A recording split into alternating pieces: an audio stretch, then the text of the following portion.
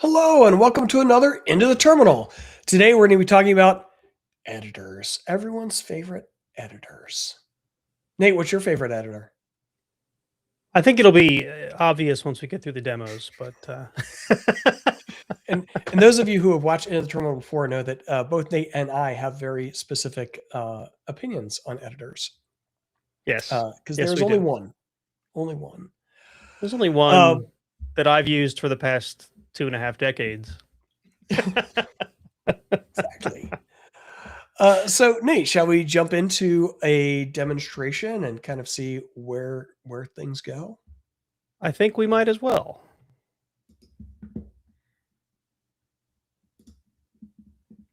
Scott, I've noticed So our what are we cool looking hat at here, Nate? background is missing. Where's our cool hat background? It's gone. Oh, We well, have to fix that then.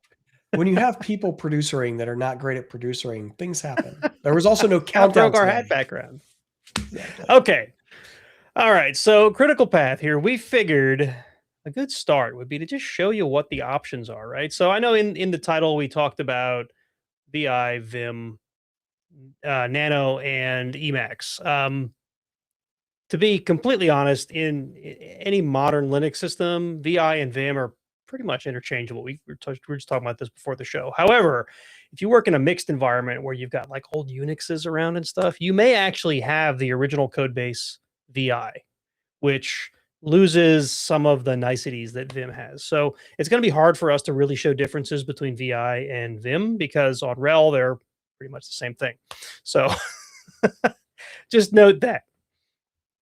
All right. So on a RHEL system, your common editors are going to be Vim, Nano, and Emacs. So I thought I'd give you just a quick, like, what do these things look like and how do you open them and close them and whatnot? So Nano is pretty simple. You just run Nano. I've always equated Nano and its predecessor Pico, and maybe there was a predecessor before that, I don't know, to like Notepad on Linux, right? This is like the basic text editor. It's pretty easy to use. You're not going to accidentally mess up a whole file by typing the wrong letters on your screen or whatever. It's easy to do things. You can, like, hello there. As soon as I open up the editor, I'm already in a mode where I can type. And all I have to do is look at the bottom of the screen there to see what I can do, right? So there's commands there for search, there's commands for replace, copy and paste, cut and paste. There's even justification. I've never used justify in Nano, but there it is. And then if we want to exit, all we have to do, you can see right down there at the lower left, if we do Control X, it will ask me if I want to save instead of just saying you can't leave without saving. And then I can say yes or no. I'm going to say no because I didn't really do anything of impact here. And then we're out. We leave, right? So like I said, this is a very simple editor.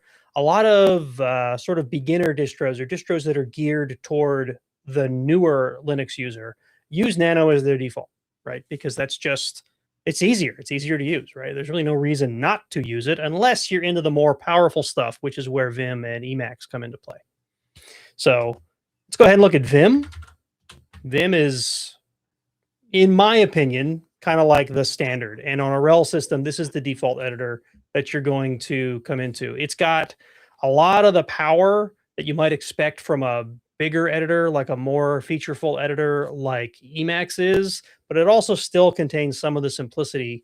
And it also it makes it easier, I think, to execute some of the complicated commands because they just used letters instead of like complicated control sequences, right? So anyway, So I would disagree with you a little bit there. okay, Mostly because you have to know the that's the key. commands. There's a ramp up phase, right? There's totally a learning curve to getting into Vim and getting proficient with Vim. But once you learn those things, you find that it's easier and faster to move around, in my opinion, right? Again, 25, 30 years I've been using Vim as my editor. So, quick, how do I use Vim? If you're just at Vim, you didn't open a file with it, you're just at an empty text editor, you hit the letter I, that takes you to insert mode. Then I just typed the things on accident here. And then we just say like, hello there.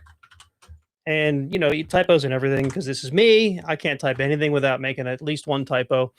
And then you hit escape to leave insert mode, right? There's different modes in Vim, and I don't know if we have exhaustive demos about the different modes, but there's also like a visual mode you can use for selecting text, and then you can act on those selections. But again, we're not going too in depth on that. Now, if I want to leave, this is why it's a big joke. How do I exit Vim? That's why this is a big thing, a big joke around Linux communities. I have to do a couple things just to quit, right? Like there's no menu at the bottom telling me how to do things. There is a quick reference. It's like, what is it? Quick? Is it like you have to type out quick ref, and then you'll actually get to a quick reference, which is a lot more exhaustive than that little footer in Nano, but it shows you a whole bunch of the things that you can do.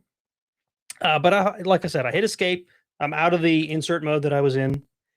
Now I hit colon, which puts me in command mode down at the bottom there, right, Scott? I'm getting these terms right, command mode. And then I can execute commands against the current session, right? And what I want to execute now is I want to quit. Just hit the letter Q, and it'll be like, no, you can't quit. You didn't save your file. It didn't ask me to save the file. It just says, you can't do that. If I want to save without, or if I want to quit without saving, I have to put an exclamation point at the end, which is like, yes, damn it, I meant it. I want to quit. Okay. And that's kind of like a force or whatever.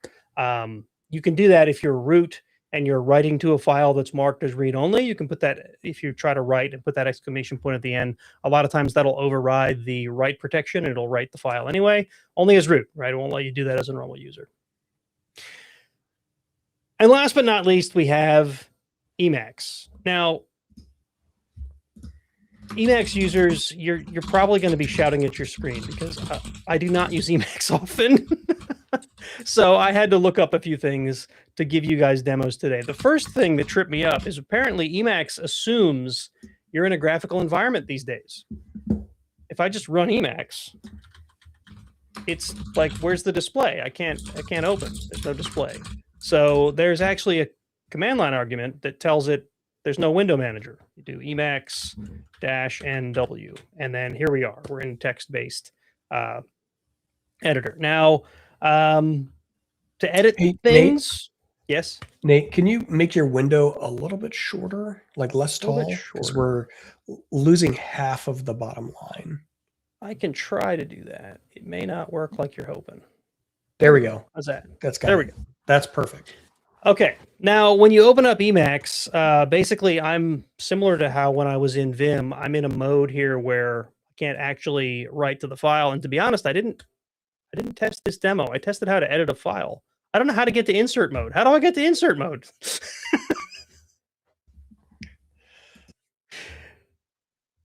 So, yeah, I can show you how to exit. I'll show you how we edit a file in our demo later.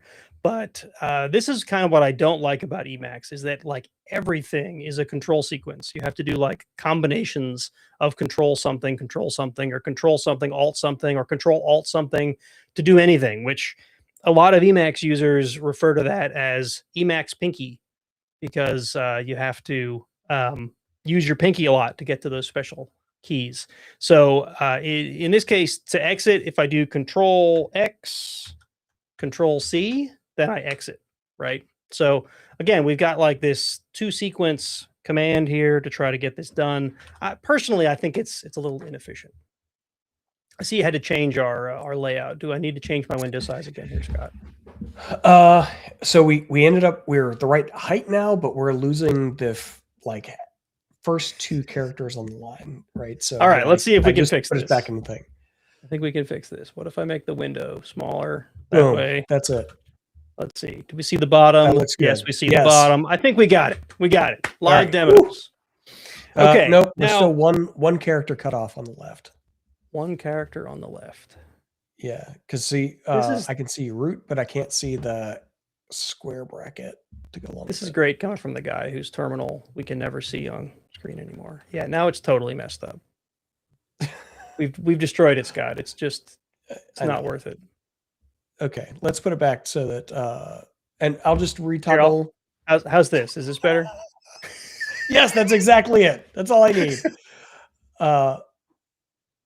Make it And a we little can't see smaller the still. user. Gone the wrong way.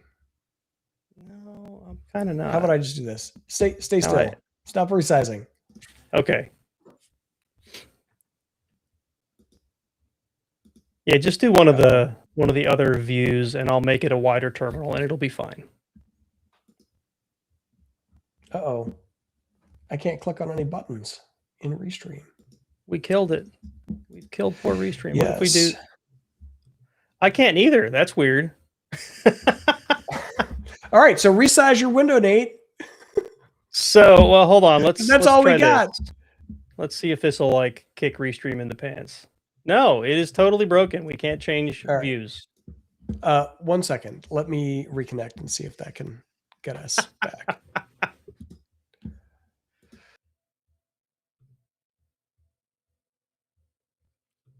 So much fun. So much fun.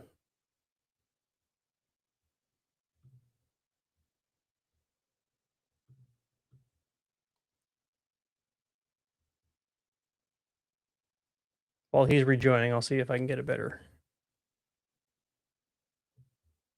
All right, I think this is probably good enough. Let's give Scott a minute, see what happens.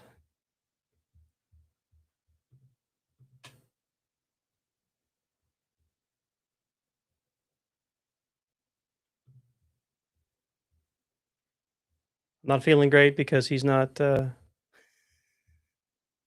back yet. That makes me feel like something's broken.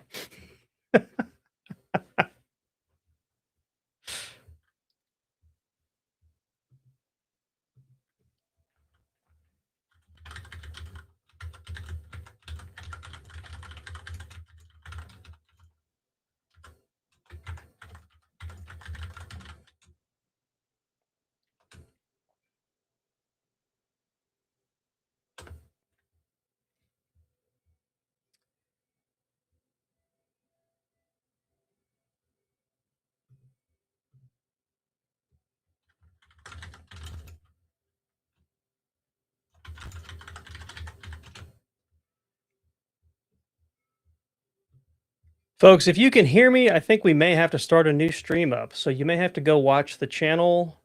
I really have no idea what's going to happen if I leave this session and rejoin with Scott. It's probably going to be a new session.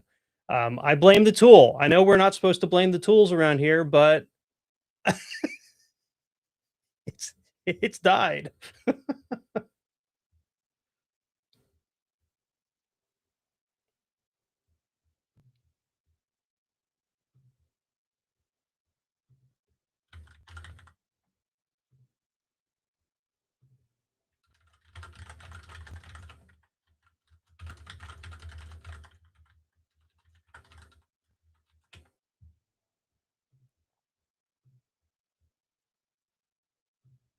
All right, I'm going to end this stream if it'll let me. Watch the Red Hat Enterprise Linux YouTube channel. A new stream should show up shortly, and then we'll get back to the demo.